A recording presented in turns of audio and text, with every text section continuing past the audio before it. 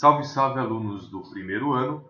Vamos começar aí então esse capítulo 4 do módulo 2, falando sobre o conceito de subdesenvolvimento e as novas tecnologias.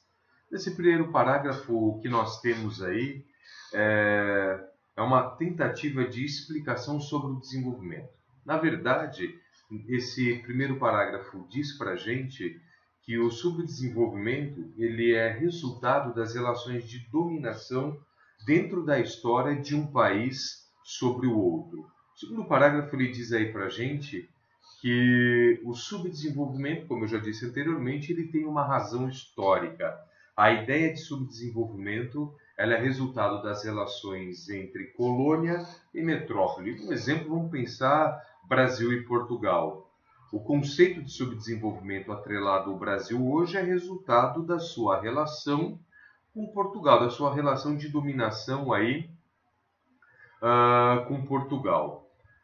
Quando a gente pensa nessa questão de desenvolvimento, o que a gente vê aqui nesse parágrafo é que as desigualdades elas vão reproduzir e vão ampliar e nunca se chegar a um equilíbrio. No conceito de desenvolvimento, o que a gente tem é sempre o aumento da desigualdade, é sempre o aumento, a separação entre ricos e pobres, entre desenvolvido e subdesenvolvido. Diz ali que o desenvolvimento de um país ou de uma região resulta sempre do subdesenvolvimento de outro. Isso é muito sério. Isso é muito sério porque quando você tem aí um país altamente desenvolvido, vamos pensar nos europeus, consequentemente você tem aí países subdesenvolvidos. As teorias sociológicas, elas dizem que a dependência das nações subdesenvolvidas fazem parte de um sistema mundial de relações econômicas. Então está dizendo para a gente aí que o subdesenvolvimento é resultado de um sistema mundial de relações dentro do campo da economia. Só um minutinho aqui, deixa eu me achar.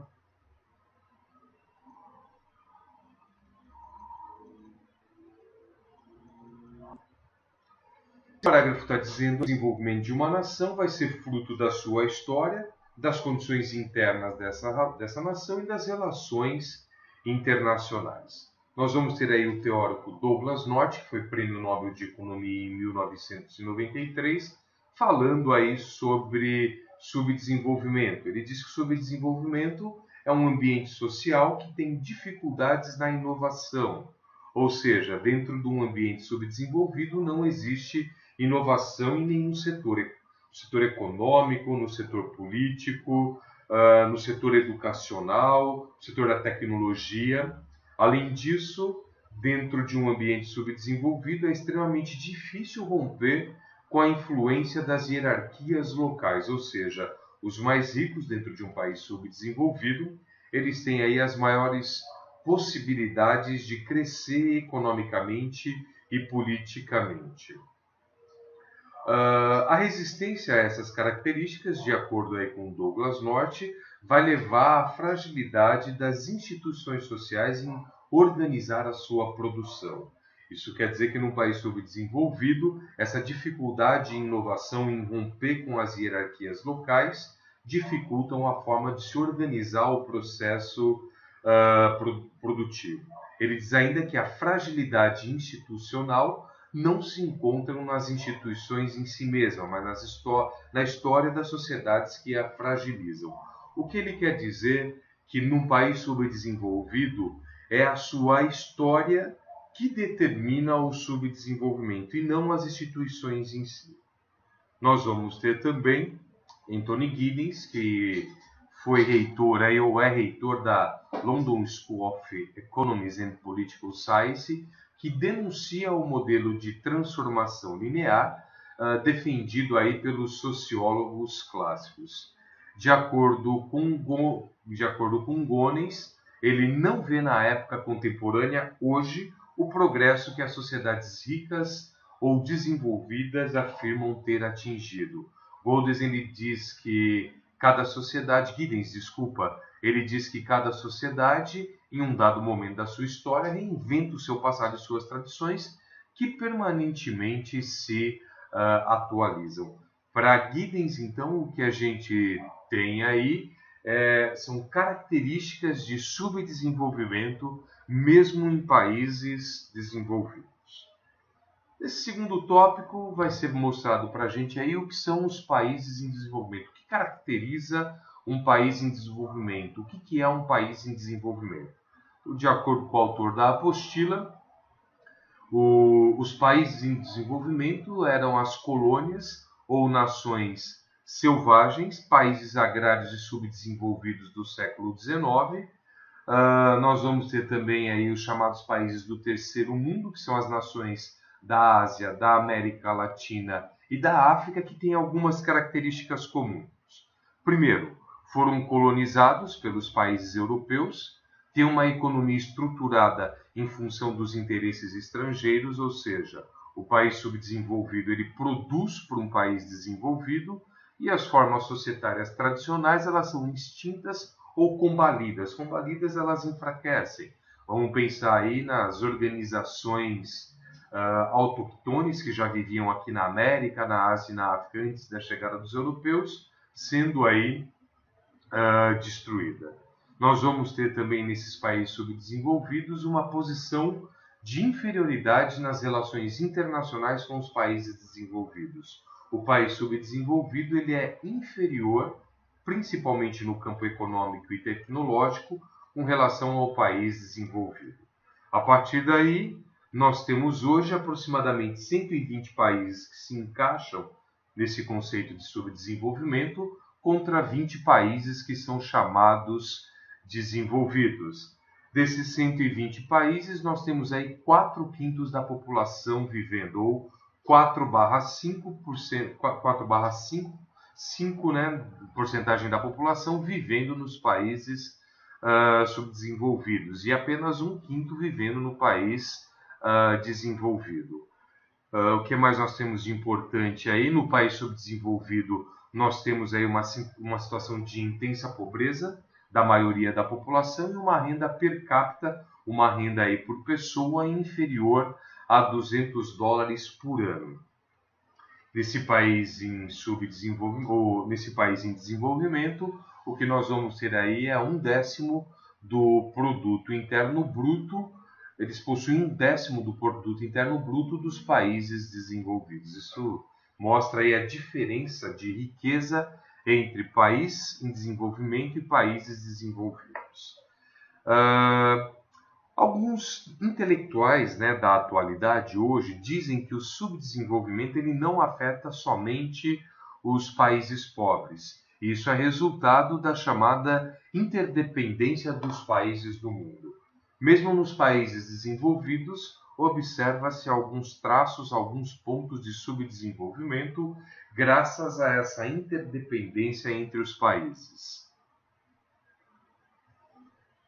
O que a gente tem aí são as fases do colonialismo. Como o colonialismo ele aconteceu, a exploração dos países desenvolvidos sobre os países subdesenvolvidos.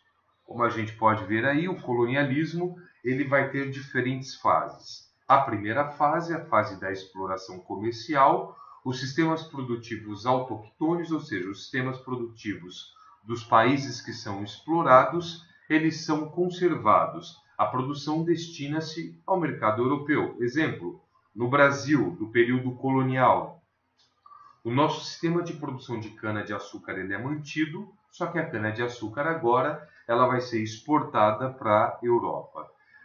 As relações coloniais, as relações entre colônia e metrópole, elas vão estar baseadas na conquista da terra, na dominação étnica, da dominação de um povo sobre outro, na orientação da produção, como se vai produzir, e na apropriação da matéria-prima a baixo custo. Exemplo da colonização brasileira, o pau-brasil, num primeiro momento, foi todo extraído do nosso litoral e enviado aí para Portugal.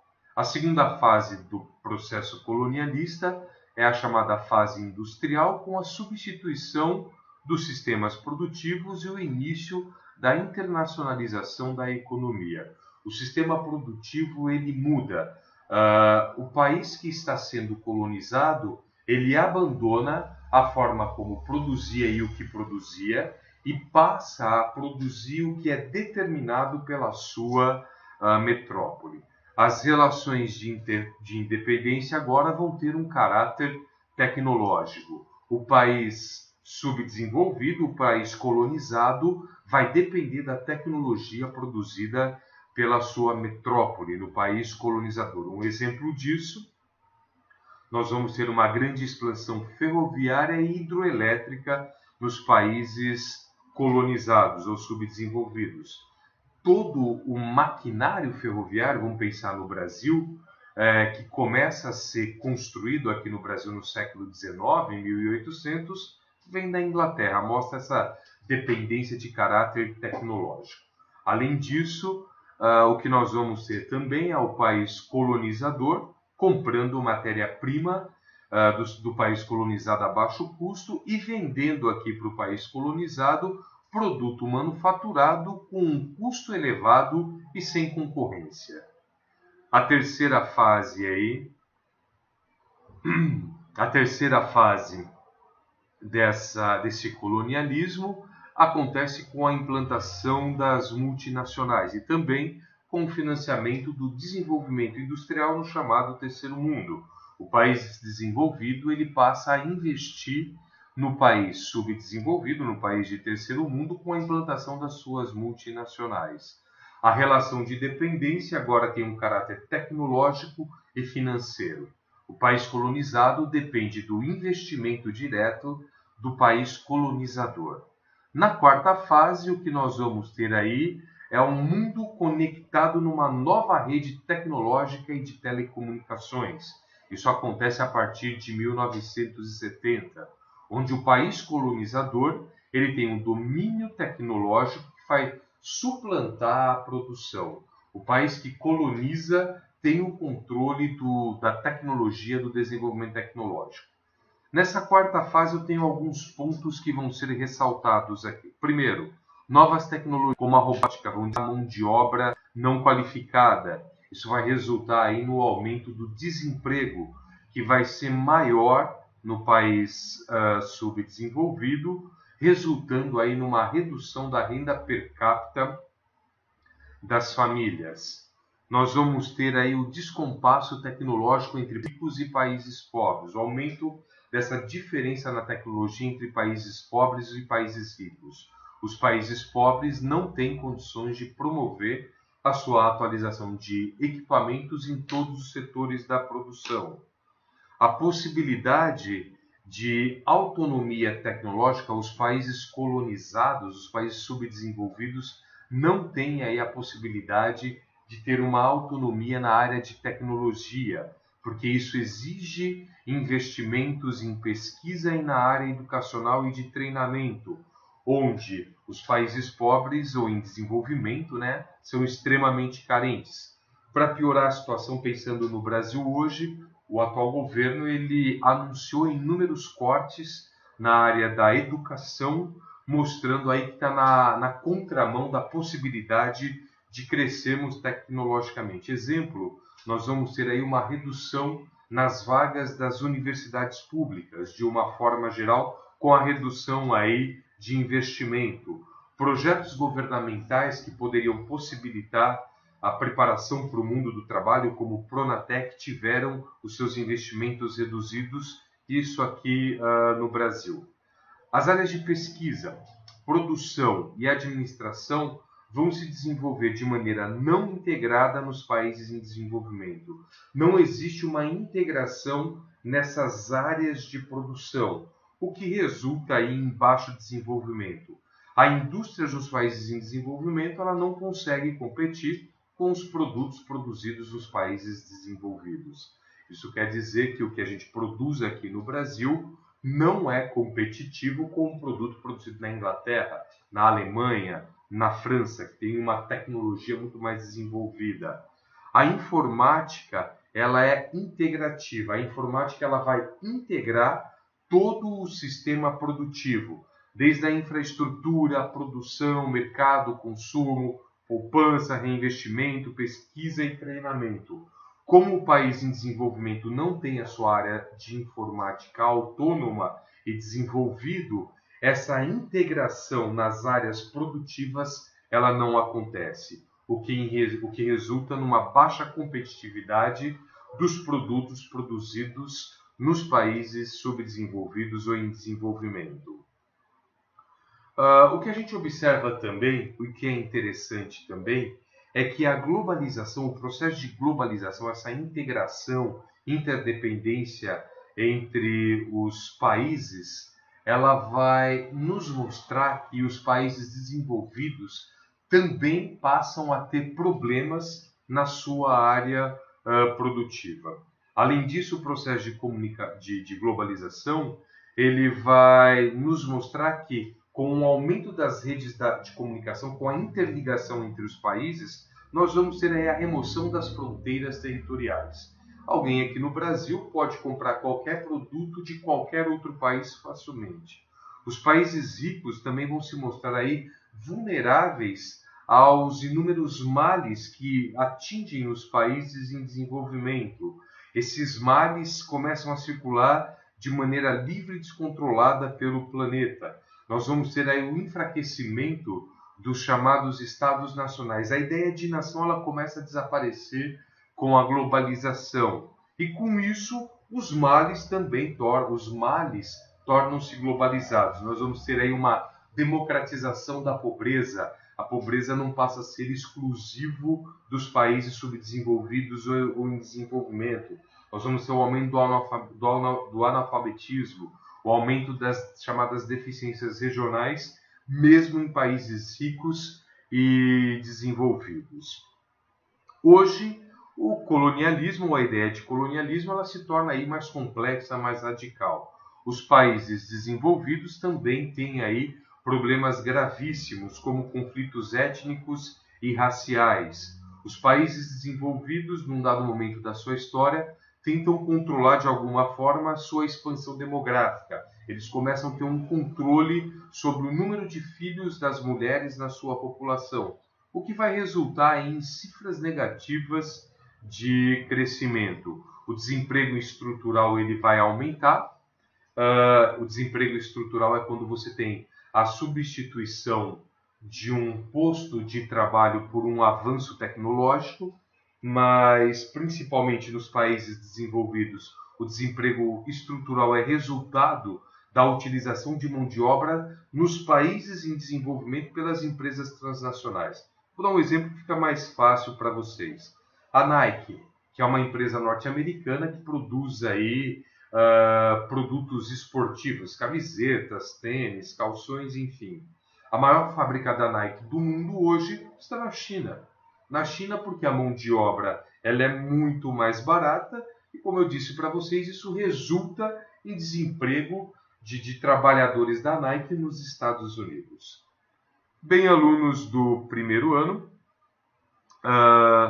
eu paro por aqui, eu termino aqui essa videoaula que falou sobre desenvolvimento. Estudem e estudem.